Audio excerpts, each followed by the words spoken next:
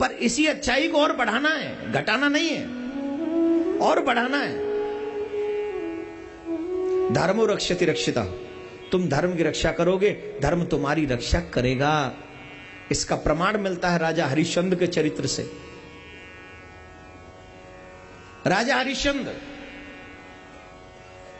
स्वप्न में एक संकल्प करते हैं। कोई संत आते हैं और उनको मैंने सारा संकल्प दे दिया, पूरा राज्य संकल्प में दे दिया। सुबह अपने मंत्रियों से चर्चा कर रहे थे कि मैंने रात्रि में ऐसा स्वप्न देखा है कि एक साधु को मैंने संकल्प कर दिया सारा राज्य। कोई कहता है तो स्वप्न है, कोई कुछ कह रहा था, कोई कुछ कह रहा था, लेकिन उसी समय वो साधु आ गए जो स्वप्न में दिखे थे। जो स्वप्न में दिखे थे वही साधु सामने आ गए, सभा में आ गए और कहा, राजन ये राज्य मुझे दीजिए, आप मुझे संकल्प कर चुके हो। राजा ने एक सेकंड भी नहीं सोचा, तुरंत गद्दी से उतरे और कहा, प्रभु ये राज्य आपका है, स्वीकार करिए। एक सेकंड भी नहीं सोचा, ये आपका है, लीजिए। कौन? भारत का सम्राट हरिश्चंद्र, जिसके विषय में कहा जाता है कि सत्यवादी भी देखे हैं जो सत्य बोलते हैं, पर हरिश्चंद्र जैसा कोई सत्यवादी नहीं होगा, उस जैसा सत्यवादी नहीं। स्वप्न में भी किया हुआ संकल्प यथार्थ में पूरा कर दिया। बोले चलो ये तो राज्य तुमने दे दिया, लेकिन एक बात है, इसकी पूर्णता हो इसके लिए दक्षिणा भी चाहिए। कितना? बोले 60 किलो सोना। कितना? जोर से बोलिए। 60 किलो सोना। तो हरिश्चंद्र ने मंत्री से कहा, जाओ खजाने में से 60 किलो सोना लाओ और बाबा जी को दे दो, संत जी को दे दो। बाबा बोले रुको, हमारी बात सुनो, जब सारा राज्य ही तुमने हमें दान दे दिया तो खजाना क्या राज्य से बाहर है? जब सारा राज्य ही हमारा है तो खजाना भी तो हमारा ही है। फिर तुम उस राज्य में से हमें, हमारे खजाने में से हम ही को दान दे रहे हो, कैसे धर्मात्मा हो? हरिश्चंद्र बोले, क्षमा कर दो प्रभु, मेरे से अपराध हो गया, मुझे इस बात की समझ नहीं रही, आप मुझे क्षमा कर दीजिए, आपकी बड़ी कृपा होगी, आप मुझे क्षमा कर दीजिए, मुझे मोहलत दीजिए, मैं ये दक्षिणा आपको कुछ समय में, 1 महीने में दूंगा, क्योंकि अब तो यहां मेरा कुछ है ही नहीं, अब मैं कमाऊंगा, कुछ करूंगा तो बोले ठीक है देते हैं।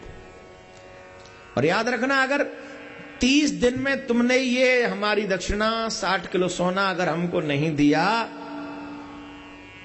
तो तुम्हारा जो सत्यवादी का ये जो वचन है ना, जो सत्य बोलते हो, रघुकुल रीत सदा चले आई, प्राण जाए वरु, क्या नियम है ये? रघुकुल रीत सदा चले आई, प्राण जाए वरु। आजकल क्या हो गया? आजकल की रीत सुहाई, प्राण नहीं जाई न नोट न जाई। खूब झूठ बोले, खूब सुहाई, पर हाथ से नोट न जाई, प्राण न जाई। प्राण ले ले ही महाराज, दे ही ना, ये गलत है। सत्य प्रिय व्यक्ति भगवान को प्रिय होता है। और गजब की बात तो है, हम 2-2 रुपए के ऊपर छोड़ो, बिना वजह ही झूठ बोलते रहते हैं, बेवजह झूठ बोलते, बात बात पे झूठ बोलते हैं। हरिश्चंद्र ने 30 दिन का समय लिया, तीनों प्राणी निकले, पत्नी, पति और वो रोहित, उनका बेटा, छोटा सा बेटा है 7-8 साल का। संत ने कहा, अगर तुम चाहो, बेटे से कहा, तुम चाहो तो राज्य में रह सकते हो। बोले, जो वस्तु मेरे पिता ने दान में दे दी है वो मेरी नहीं है, हम दान दिया हुआ अन्न ग्रहण नहीं कर सकते। थोड़ा सा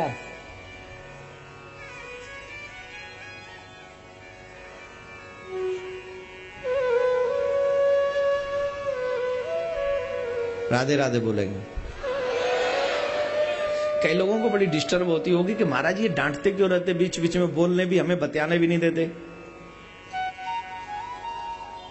उसकी वजह है, मैं कथावाचक दूसरे पागल के हिसाब का हूं, मैं किताब पढ़ के कथा नहीं करता। छोटा सा बालक रोहित 7-8 साल का, 10 साल का, वो कह रहा है जो राज्य मेरे पिता ने दान में दे दिया वो मेरा भी नहीं रहा। इसको कहते हैं शेर का बच्चा शेर होता है, धर्मात्मा का बच्चा धर्मात्मा होता है, चोर का बच्चा कैसा होता है? तुम कौन हो? प्लीज ये क्वेश्चन करिए अपने आप से। हम सच्चे हैं कि हम चोर हैं कि हम झूठे हैं? What who I am? कौन हूं मैं? ये क्यों कोई मुझे सर्टिफिकेट दे कि तुम अच्छे हो, कि तुम बुरे हो, कि तुम ये हो, कि तुम वो? कोई किसी का सर्टिफिकेट क्या तुम्हारे लिए पर्याप्त है? नहीं। दुनिया का सर्टिफिकेट आर्टिफिशियल सर्टिफिकेट होता है, वो तो सिर्फ दिखावे पर तुम्हें सम्मान देते हैं। सबसे बड़ा सर्टिफिकेट है तेरी आत्मा का। जिस दिन तेरी आत्मा तुझे अच्छाई का सर्टिफिकेट दे दे, समझना यू आर परफेक्ट। और यहां पर परफेक्ट लोग ज्यादा नहीं है। कोई चोरी में इन्वॉल्व है, कोई झूठ में इन्वॉल्व है, कोई इसी में इन्वॉल्व है, कोई उसमें इन्वॉल्व है। किसी से सर्टिफिकेट मत लो। मुखड़ा देख ले प्राणी जरा दर्पण में। दर्पण झूठ नहीं बोलता, जैसी शकल है वैसा ही दिखाता है। दुनिया वालों को मतलब हो ना एकदम ब्लैक भैंसे जैसे कलर वाले से भी कहते आप तो बड़े हैंडसम लग रहे हो। क्यों? क्योंकि उससे काम है। खूब गेड़े की तरह मोटा हो रहा है, काला भुसुंड एकदम तवा का सफेदा, फिर भी कह रहे आप तो बड़े हैंडसम लग रहे हो। क्यों भैया? कहां से लग रहा है? बोल जी लग नहीं रहा, जरूरत के टाइम पे लग रहा है। गधे को भी बाप बना लेते हैं हमारे यहां, तो ये तो गेड़ा है। फिर दुनिया वाले झूठ बोलते हैं, मतलब से तुम्हारी झूठी तारीफें करते हैं, लेकिन तुम्हारी आत्मा तुम्हारी झूठी तारीफ नहीं करेगी। दर्पण तुम्हारा झूठी तारीफ नहीं करेगा। अगर दर्पण में तुम्हारी शक्ल अच्छी नहीं है, इसका मतलब है कि कई लोग कहते हैं दर्पण थोड़ा अजीब है। कई लोग तो दर्पण को ही दोष दे देते हैं। ये सच्चाई नहीं है। अगर तेरी शक्ल अच्छी नहीं है तो दर्पण कह रहा है कि अच्छी नहीं है, इसको सुधार ले। वैसे ही तेरी आत्मा सबसे बड़ा दर्पण है। अगर सर्टिफिकेट लेना हो तो आत्मा का सर्टिफिकेट लीजिए। आपकी आत्मा कह दे यस यू आर परफेक्ट, तब तुम खुश रहना उस दिन के बाद। अभी उससे पहले नहीं। राधे राधे बोलना पड़ेगा। तो याद करिए, शेर का बच्चा, चोर का बच्चा, तुम कैसे हो ये तुम्हें सर्च करना है, मैं नहीं बताऊंगा। अगर अच्छे हो, सच्चे हो, तो तुम मेरे भगवान को बहुत प्रिय और अच्छे भी लगते हो, इसमें भी कोई दो राय नहीं। हरिश्चंद्र के उस छोटे से बच्चे ने भी वो राज्य छोड़ दिया और राज्य छोड़कर काशी की तरफ चले। जिस दिन से निकले हैं अन्न का एक दाना भी नहीं खाया है। क्यों? जब तक मेरे हाथ से वो दक्षिणा पूरी नहीं हो जाएगी तब तक मैं कैसे खा लूं। आज 30वां दिन है, सूर्यास्त होने को है। सूर्यास्त होते ही राजा हरिश्चंद्र की सत्यता समाप्त हो जाएगी। और 60 किलो सोना देना है, अभी तो 1 तोला भी नहीं है पास में, 1 तोला भी नहीं। अयोध्या से काशी में पहुंच गए। क्यों? काशी संसार से अलग है, भगवान भोलेनाथ के त्रिशूल पे टिकी हुई है। राजा को जाना कहां था? जो उनके राज्य में ना आता हो। उनके राज्य में क्या नहीं आती? काशी नहीं आती। काशी का क्या है? बोले वहां का राजा है भोले बाबा, उनकी त्रिशूल पर टिकी हुई है काशी, इसलिए वो अलग है। तो काशी में पहुंचे और काशी में पहुंचे तो काशी में पहुंचकर आवाज लगा रहे हैं, अरे भैया हमें कोई ले लो, अरे भैया हमें कोई ले लो, अरे भैया कोई हमें ले लो, अपना दास बना लो, अपनी दासी बना लो, अपना दास बना लो। कौन? भारत का सम्राट। किसके लिए? धर्म की रक्षा के लिए, अपने वचन को पूर्ण करने के लिए। आजकल तो दूसरों का माल खाने में ही अपने आप की बड़ी बादशाही समझते हैं। आजकल की एक लैंग्वेज है, पार्टी उठ गई। बाजार में, मार्केट में पार्टी उठ गई, मतलब वो माल मार के भाग गया।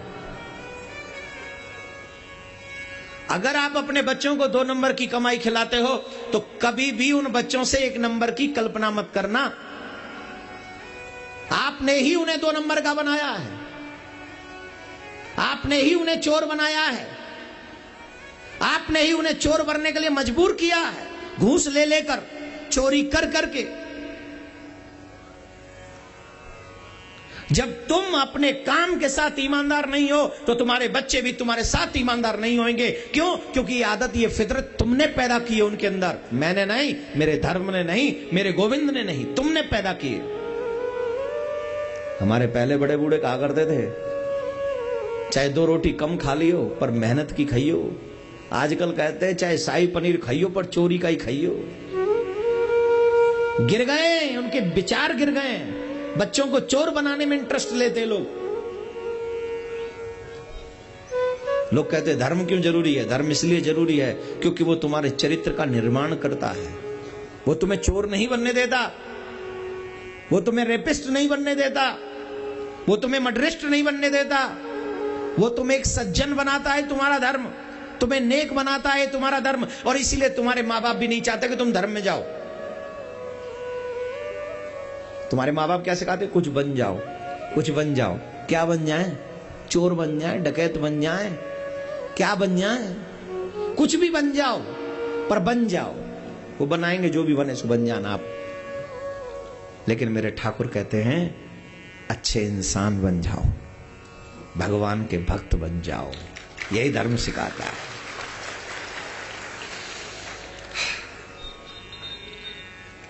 काशी में आवाज लगा रहे भारत के सम्राट, कोई ले लो हमें, कोई ले लो हमें, दास बना लो, दासी बना लो।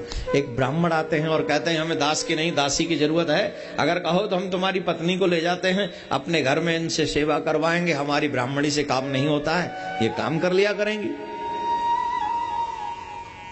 राजा हरिश्चंद्र रोने लगे, पति के होते हुए पत्नी को कैसे बेच दूं? धिक्कार है ऐसे पति के लिए जो अपनी पत्नी को बेच रहा है और पति खुद खड़ा है। मुझे कोई लेने वाला क्यों नहीं आ रहा? अरे मुझे ले लो। तुरंत पत्नी ने पैर पकड़े और कहा, प्रभु ये मौका मत जाने दीजिए, अवसर मत जाने दीजिए। मैं भी आपकी अर्धांगिनी हूं, आपके साथ हूं, आपके धर्म में, आपकी मुसीबत में आपके साथ हूं। आज मुझे ये मौका मिला है, ये मौका मुझे दीजिए। मैं दिल से चाहती हूं कि मैं आपकी सेवा करूं, और ये वचन की सेवा होगी, वचन की पूर्णति की सेवा होगी। कृपा करिए प्रभु। 20 किलो सोने में उन्होंने अपनी पत्नी को ब्राह्मण के घर में दासी बनने के लिए भेज दिया। लेकिन जब वो जा रही थी तो रोहित रोते रोते दौड़ पड़े, मां मैं तुम्हारे बिना कैसे रहूंगा। देखो पिता के बिना तो बेटा रह लेता है, मां के बिना बेटा नहीं रहता।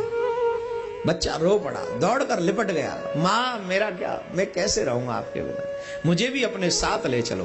ब्राह्मण से भी उसका दुख देखा नहीं गया, और ब्राह्मण ने कहा अगर तुम चाहो तो हम तुम्हारे बेटे को भी ले जा सकते हैं।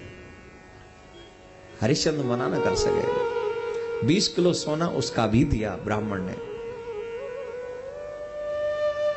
और रोहित दौड़कर लिपट गए अपने पिता के गले से और कहने लगे, पिताजी मेरा बड़ा भाग्य बेकार है कि अब मुझे आपके चरणों की सेवा करने का मौका मिलता, तो अब मुझे आपसे दूर होना पड़ा। हरिश्चंद्र रोते हुए उसके सर पे हाथ फेरते हैं और कहते हैं, भगवान सबको तुम जैसा बेटा दे। बेटा तुमने अपने पिता के संकल्प के लिए अपने आप को बेच दिया। देखो जो ये ब्राह्मण देव कहे वही करना, जो मां कहे वही करना, मां से जिद मत करना। अब तुम राजकुमार नहीं हो, जो मां कहे वही करना। रोहित रो पड़े और कहने लगे, चिंता मत करिए, आप साथ नहीं होंगे ना, मैं अपनी मां का पूरा ध्यान रखूंगा। मैं कुछ नहीं मांगूंगा खाने के लिए, मैं कुछ नहीं कहूंगा, मां मुझे अपने सेवकों के साथ खेलने जाना है, मैं कुछ नहीं कहूंगा। एक छोटा सा बालक धर्म के प्रति कितना संजीदा हो गया। हरिश्चंद्र दोनों को जाते हुए देख रहे हैं। पत्नी जा रही है दासी बनकर, बेटा जा रहा है सेवक बनकर। हरिश्चंद्र का मानो दिल बैठ गया, इनसे पहले मुझे जाना चाहिए था, पर मुझे लेने वाला कोई नहीं आया। सूर्यास्त होने को है, विश्वामित्र साथ खड़े हैं। राजन अब तुम्हारा वचन झूठा होने को ही है। बोले गुरुदेव थोड़ा सा मौका दीजिए, मेरा भगवान मेरे साथ ऐसा नहीं कर सकता। कोई तो आएगा मुझे खरीदने वाला, कोई तो आएगा मुझे अपना सेवक बनाने वाला। उसी समय सुपच आता है, कालू नाम का सुपच, और कहता है मैं तुम्हें खरीद सकता हूं, लेकिन पहले अपना काम समझ लो। तुम्हारा काम क्या होगा? पूरी काशी में झाड़ू लगानी होगी, पूरी काशी में तुम्हें झाड़ू लगानी होगी। मरघट पे से जो भी चिता जलेंगी उनका कर चुकाना होगा, एक चिता का 1 पैसा लेना होगा। टैक्स जिसको आजकल कहते हैं वो लेना होगा। तीसरे, गंगा जल, 1 मटका गंगा जल रोज गंगा जी से लाके मेरे घर पे रखना होगा। अगर ये काम करो तो तुम्हें मैं खरीद सकता हूं। कौन है? भारत का सम्राट हरिश्चंद्र। खरीदने कौन आया है? सुपच। काम क्या है? वही झाड़ू लगाने का। तब हरिश्चंद्र कहते हैं माया फिर गई राम की, तू ले ले कालू मोए। 1 घड़ा गंगा जल लाऊं, मरघट पे ते तेरो टका चुकाऊं। झाड़ू बुहारू में तेरे धाम की, तू ले ले कालू मोए। जो कहोगे मैं वही करूंगा, जैसे करवाओगे मैं वही करूंगा, लेकिन मेरी धर्म की रक्षा के लिए जरूरी है कि तुम इस समय मुझे खरीद लो। ये जरूरी है।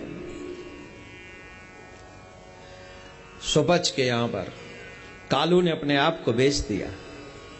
और जानते हो, रोज अपनी सेवा को कर रहा है। हरिश्चंद्र अपनी सेवा को मन से कर रहे हैं। एक दिन की बात है, उनके बेटे रोहित को नाग ने डस लिया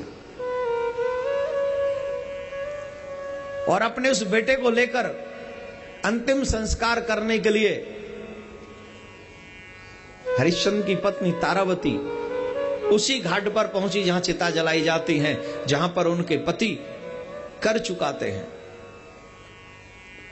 पति को देखा तो लगा चलो अब मेरा कुछ काम हल्का हो जाएगा। रोहित को देखकर हरिश्चंद्र दूर से पूछ रहे, देवी क्या हुआ इस बच्चे को? बोले, हे प्राणनाथ, आपके बच्चे को सर्प ने डस लिया जिससे इसकी मृत्यु हो गई। हरिश्चंद्र रोए नहीं। धर्म पर अगर ये बलिहार होता है तो ये इसके लिए सौभाग्य का विषय है। तो देवी अब क्या चाहती हो? अब इसका अंतिम संस्कार करना है, आप हमारी मदद करिए। हरिश्चंद्र कहते हैं अगर आप इसका अंतिम संस्कार करना चाहती हो तो आपको कर चुकाना होगा, आपको हमें कर देना पड़ेगा, तभी आप अपने इस बच्चे की चिता जला सकती हैं। तारा ने पूछा, क्या ये सिर्फ मेरा ही बच्चा है, आपका नहीं? और आप तो जानते हैं कि मेरे पास कुछ नहीं।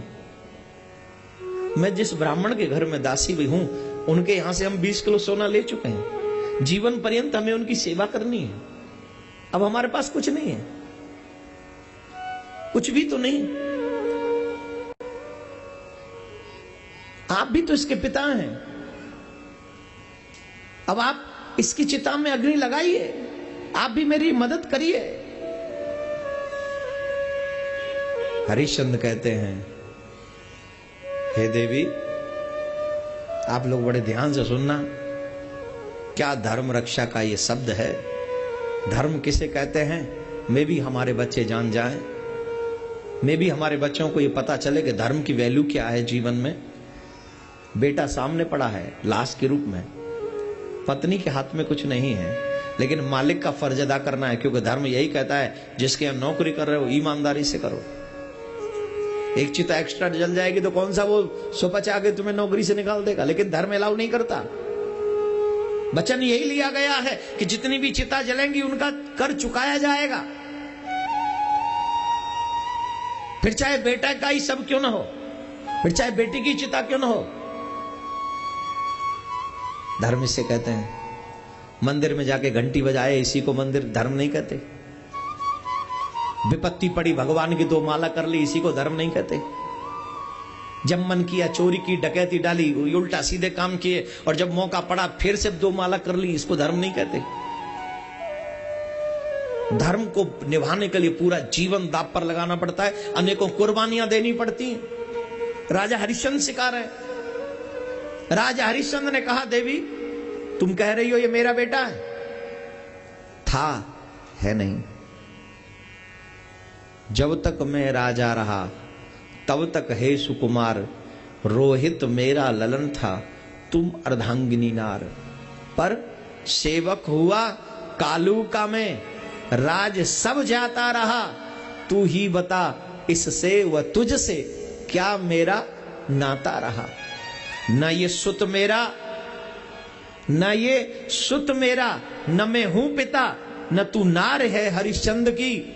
काशी में बिकते ही गई सब बात ये संबंध की।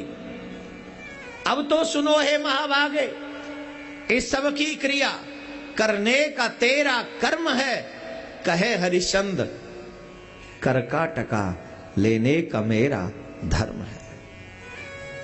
जब हम लोग काशी में बिके थे ना, तुम दासी बनी थी, मैं दास बना था, हम लोगों का रिश्ता तभी खत्म हो गया। अब तो एक ही रिश्ता है, मैं कालू का सेवक हूं और तुम ब्राह्मण की दासी हो। अब तुम अपने बेटे का अंतिम संस्कार करो, कैसे करोगी तुम जानो, पर मेरे पास कुछ नहीं है। जो साड़ी तुमने पहनी हुई है, अगर इसका भी एक पल्लू तुम मुझे फाड़ के दे दोगी तो मैं अपने स्वामी को दे दूंगा जाके। वारे धर्म के रक्षक हरिश्चंद्र, काश तुम आज हमारे इस सामने होते और हमारे इन लोगों को समझाते कि धर्म की वैल्यू क्या है। जहां लोगों ने धर्म को खिलवाड़ बना लिया है, जहां धर्म को सिर्फ यूज करने की इच्छा लोगों ने पाल ली है, जहां धर्म को नजरअंदाज करके ही जिंदगी जीने का संकल्प लोग ले चुके हैं, ऐसे दुष्ट प्रवृत्ति के लोगों को आपसे कुछ सीखने को मिलता। आज अपने बेटे की चिता को आग देने के लिए भी हरिश्चंद्र आगे नहीं बढ़े। क्यों? क्योंकि मैं काशी में बिक गया, मैं दास हो गया, अब यह संभव नहीं। पल्लू को फाड़ने लगे, और जैसे साड़ी के पल्लू को फाड़ने लगी उनकी पत्नी, ब्रह्मा, शिव, नारायण से देखा नहीं गया, तीनों के तीनों प्रकट हो गए। नहीं, बस करो, बस करो, बस करो। विश्वामित्र के नैन भर गए, और कितनी परीक्षा तेरी लूं। विश्वामित्र कहते, मैं तुम्हारी परीक्षा ले रहा था, तुम कितने बड़े धर्मात्मा हो, लेकिन इससे बड़ी क्या परीक्षा होगी। बाप के सामने छोटे से बच्चे की लाश पड़ी हुई है और फिर भी धर्म से मुड़ने के लिए तैयार नहीं। जिसका इकलौता बेटा हो और उसकी भी लाश हो,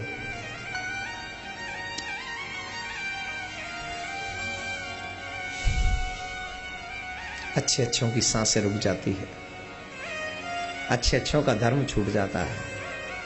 अरे आजकल तो पैसे के लिए धर्म छोड़ देते हैं, लाश तो बहुत दूर की बात है। किसी का बेटा, इकलौता बेटा पड़ा हो हॉस्पिटल में, और उससे कोई कह दे कि मंदिर को तोड़ के आ जा, तेरा बच्चा बच जाएगा, तो एक नहीं 4 मंदिर तोड़ देगा। तोड़ेगा कि नहीं बोलिए? मेरा बेटा बचना चाहिए, भाड़ में जाए सब कुछ। ऐसा नहीं होता है। अगर धर्म बचा रहेगा तो तमाम बेटे बचे रहेंगे, और अगर धर्म छूट गया तो तेरा बेटा भी छूटेगा, तेरा बेटा भी छूटेगा। अकाट्य सत्य है। नारायण भगवान बोले, धन्य है हरिश्चंद्र तुम्हारे लिए, तुम जैसा धर्मात्मा और कौन हो सकता है? कौन होगा तुम जैसा धर्मात्मा, जिसने धर्म के लिए अपना राज्य छोड़ दिया, अपनी पत्नी को छोड़ दिया, अपने बच्चे को छोड़ दिया, अपने स्वाभिमान को छोड़ दिया। कौन राजा किसी सुपच के यहां पर जाके झाड़ू लगाएगा? लेकिन धर्म के लिए हरिश्चंद्र ने लगाई। इससे हम सबको सीखना चाहिए कि धर्म हमारे लिए जिंदगी में क्या मायने रखता है। Without our religion we can't survive. हम कुछ नहीं कर सकते। हमारा धर्म ही है जो हमें सिखाता है कि हाउ टू लिव। जिए तो जिए कैसे। We are live if I have religion. अगर हमारा धर्म हमारे साथ तो हम जिंदे हैं, वरना मरे के समान हैं। नारायण भगवान ने कहा कि तुम धन्य हो। शिव जी कहने लगे आज तो काशी धन्य हो गई कि यहां ऐसा धर्मात्मा राजा आया हुआ है। हरिश्चंद्र कहने लगे प्रभु मुझे इस बात का दुख नहीं है कि मेरा बेटा चला गया, पर मुझे इस बात का दुख है कि आने वाले समय में कोई इतनी परीक्षा देने वाला होगा। हे प्रभु ऐसी परीक्षा मत लिया करिए, बहुत कठिन होती है धर्म की रक्षा करना। नारायण भगवान बोले तुम्हारा बेटा कहीं नहीं गया, देखो हम दिखाते हैं। भगवान ने हाथ पकड़ा, उंगली पकड़ी और रोहित खड़ा हो गया। रोहित खड़ा हो गया। वो ब्राह्मण कौन है जिसके हम उदासी बनकर गई? धर्म ही स्वयं ब्राह्मण बनकर रहे। वो कालू भंगी कौन है? बोले यमराज ही कालू भंगी बनकर आए। ये सब किसके लिए? सिर्फ हरिश्चंद्र की परीक्षा लेने के लिए। और साहब हमारे बच्चे जानते हैं आप अगली क्लास में तब तक इंटर नहीं कर सकते जब तक इस क्लास में आप एग्जाम, जब तक इस क्लास में आप पास नहीं हो गए अगली क्लास में आप हां या ना। मानव जीवन में अगर धर्म के साथ जीना है तो इसमें भी एग्जाम होते रहेंगे, लेकिन आपको इसको आगे बढ़ाना होगा, आपको पढ़ना होगा, एग्जाम देने होंगे। और जब एग्जाम में सक्सेस हो जाओगे तो मेरा कन्हैया मुस्कुरा कर तुझे देखेगा निश्चित तौर पर। क्या बोलना पड़ेगा? और धीरे बोलिए, थोड़ा और थोड़ा धीरे बोलिए। पापी कहीं का